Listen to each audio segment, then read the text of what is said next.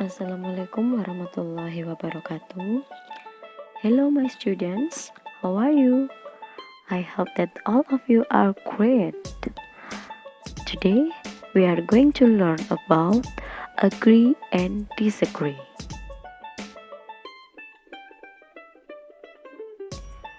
Agree in bahasa Indonesia artinya adalah ungkapan setuju. And disagree artinya adalah tidak setuju. Listen to your teacher reading the following expressions. Expressing agreement. Look at the sentences and then listen to me. I agree with you. That's for sure. I could not agree more. Absolutely. Exactly. That's exactly how I feel. That's so true. You are right. I guess so. That's so true. Nah, itu tadi adalah ungkapan-ungkapan yang sering kita gunakan untuk mengungkapkan rasa persetujuan kita atau rasa setuju. And then, expressing disagreement, the example is, I don't think so. I'm afraid I disagree. I totally disagree. I beg to differ. I don't think it's a good idea. That's not always true. That's not always the case. I'm not so sure about that. Not necessarily. Nah, itu tadi adalah ungkapan yang sering kita gunakan untuk mengungkapkan rasa tidak setuju. I don't think so. Maksudnya adalah pembicara tidak setuju dengan pendapat yang disampaikan oleh seseorang yang diajak ngobrol. I'm afraid I disagree. Juga demikian, artinya bahwa saya tidak setuju.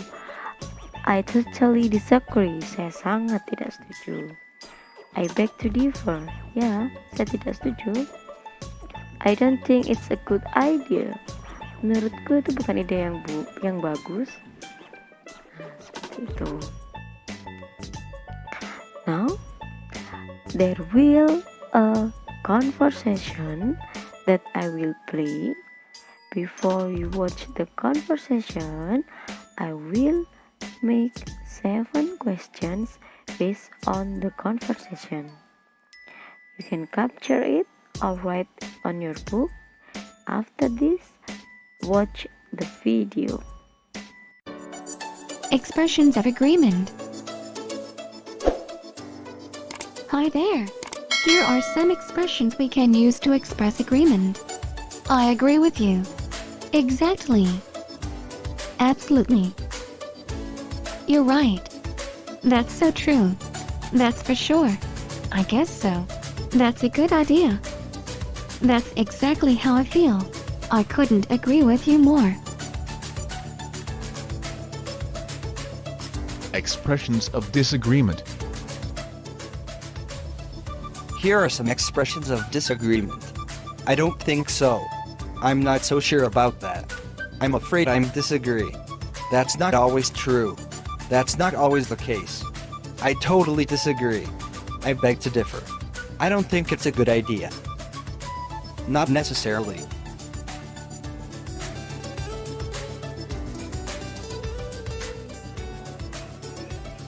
What will be the theme of our wall magazine? What about going green? I think it's an interesting theme. It's interesting, but I believe many teams will use this theme. You are right. It is a very popular theme. What about water? What do you mean? Our wall magazine will be about water. Let's start with the process of water formation. Then move on to disasters caused by water. We will also talk about the importance of water in our lives. Well, I agree with the theme. It's unique. What if we meet every Sunday to make our wall magazine? Nobody is busy on Sundays. Well, that's not entirely true. I have a cooking class on Sunday morning and a dancing class in the afternoon.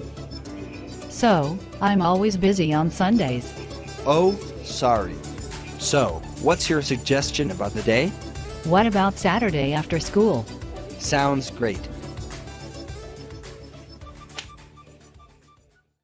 Okay, now let's watch the video and get the point.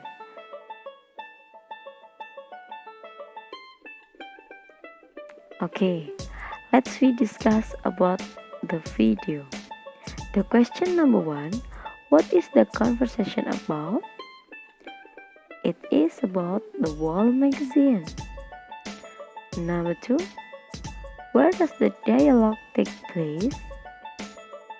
The dialogue take place in restaurant or cafe. Number 3, what is the relationship both of the speaker? Yeah, the relationship is a friend because they are doing a wall magazine together. Number 4, what is the girl opinion? Is the theme of wall magazine going green? It's interesting, but she believes many teams will use this theme.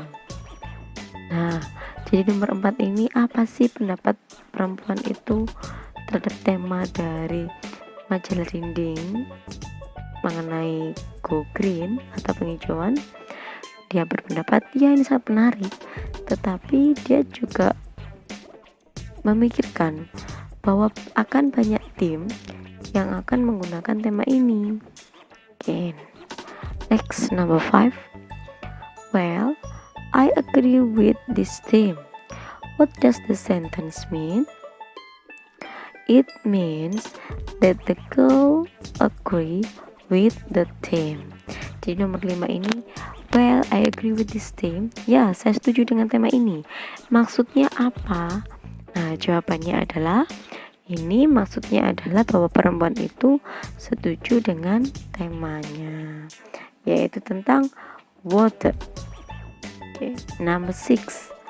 Why the girl cannot meet every Sunday to make the wall magazine? Because she has a cooking class on Sunday morning and dancing class in the afternoon. Ya, karena dia punya kelas kursus masak di hari Minggu pagi, kemudian les nari di siang hari. And then number 7, what do they make wall magazine? Jadi kapan mereka membuat majalah dindingnya? And Saturday after school. Jadi hari Sabtu setelah pulang sekolah. Okay, next. Okay, now we are learn about grammar. In this grammar, we are focused on conjunction. Conjunctions in bahasa Indonesia artinya adalah kata penghubung yang menghubungkan words, kata, phrases atau frase, clauses atau klausa, sentences atau sentence, yaitu kalimat. Jadi, kata penghubung ini adalah menghubungkan kata satu dengan kata lain, atau frasa satu dengan frasa lain, klausa satu dengan klausa lain, atau bahkan kalimat satu dengan kalimat yang lain. Nah, conjunction yang kita bahas kali ini adalah conjunction of purpose or conjunctions of purpose. Pada buku kalian ada di halaman 8, page 8. Di situ sudah ada so, in order to, and so that, to describe purpose. Nah, karena di sini fungsinya kata penghubungnya untuk menerangkan purpose atau tujuan, jadi so, in order to, so that ini memiliki arti yang sama, yaitu supaya, agar. Nah, coba kita lihat contohnya. Nah, bedanya kalau to dan in order to itu diikuti oleh frase. Nah, contohnya, he studies hard to pass the exam. Atau He studies hard in order to pass the exam. Artinya dia belajar dengan keras supaya dapat melewati ujian. Nah, kemudian bedanya apa sama so that dan so? Nah, di sini kalau so that dan so diikuti oleh klausa atau bahkan kalimat. Kalau kalimat jelas dalam satu kalimat harus ada subjek dan ada verb. Nah, coba kita lihat contoh yang menggunakan so that. He studies hard so that he will pass the exam. He studies hard so he will pass the exam. Jadi di sini bedanya hanya untuk so that dan so itu diikuti oleh klausa atau kalimat yang jelas ada subjek dan verbnya atau kata kerjanya. Di sini to and in order to are followed by phrase. Jadi kalau to dan in order to itu langsung diikuti oleh frase. Jadi perlu kalian ingat frase itu tidak harus ada kata subjeknya. Tidak harus ada subjeknya.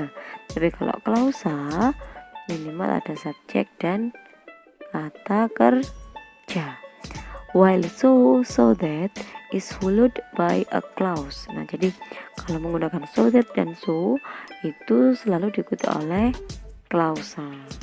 Di buku kalian itu ada contohnya di halaman 8. Okay. Now look at the picture. There is a girl and a boy. Did you know that SpongeBob is on Citra 21 now? Yes, I did. Let's go and watch it. I would rather stay home and study. Why? I thought you like SpongeBob. I do.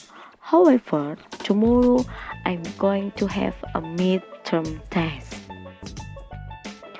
Oh, you need to review some lessons in order to get a good score? Precisely.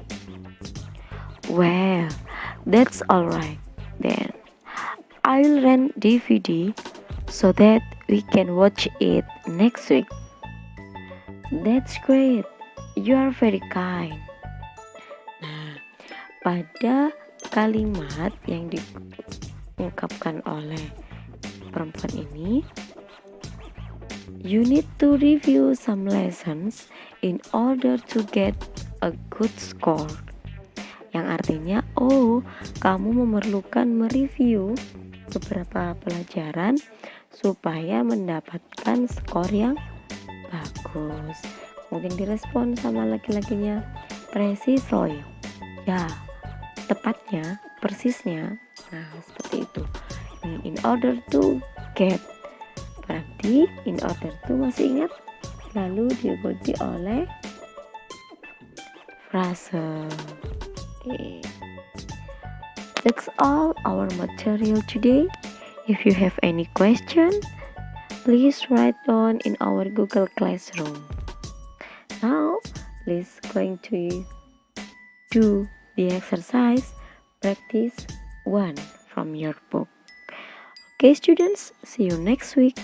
Wassalamualaikum warahmatullahi wabarakatuh.